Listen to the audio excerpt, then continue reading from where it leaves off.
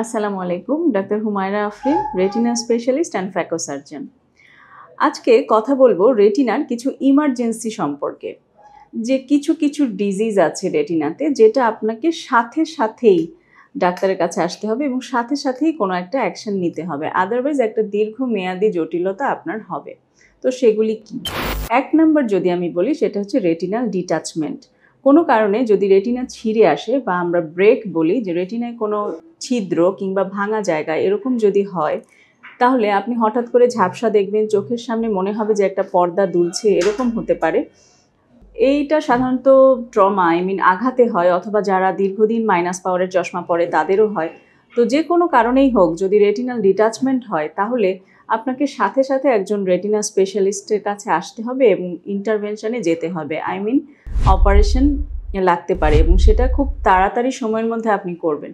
পেশেন্টরা যেটা করে, আমার যেটা অবজারভেশন, যে পেশেন্ট জানে, দেখাইছে, ডাক্তারকে দেখায়, একে দেখায়, ওকে দেখায়, বিভিন্ন জায়গায় তারা দেখাতে থাকে।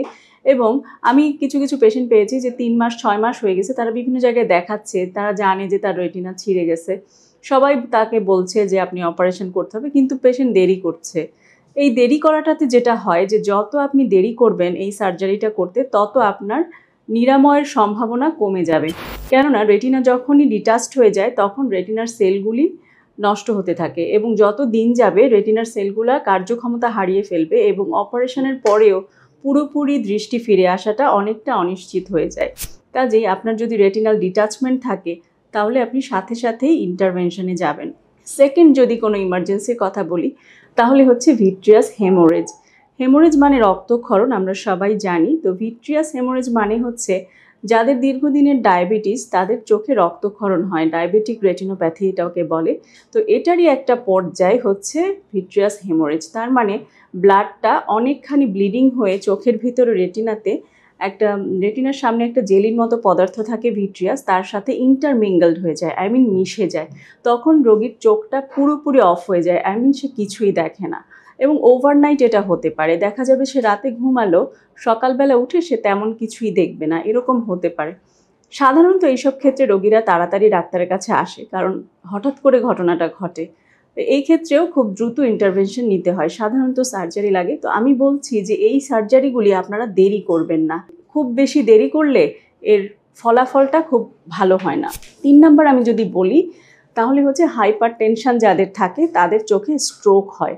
2 রকম স্ট্রোক হয়, একটা হচ্ছে ছোটোখাটো স্ট্রোক, আর একটা হচ্ছে বড়সড় স্ট্রোক।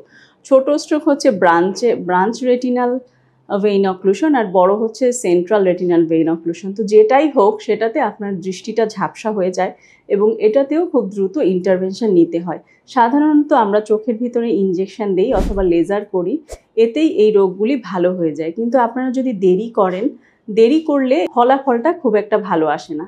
তো এই ডিজিজগুলিকে এমার্জেন্সি বলার কারণ হচ্ছে, এই ডিজিজগুলি আপনি যদি দেরি করেন তাহলে আপনার অনেক লস হবে, কিন্তু যদি আপনি তাড়াতাড়ি ডাক্তারের কাছে আসেন এবং তাড়াতাড়ি চিকিৎসা নেন, তাহলে অনেক ভালো ফল পাওয়া যায়।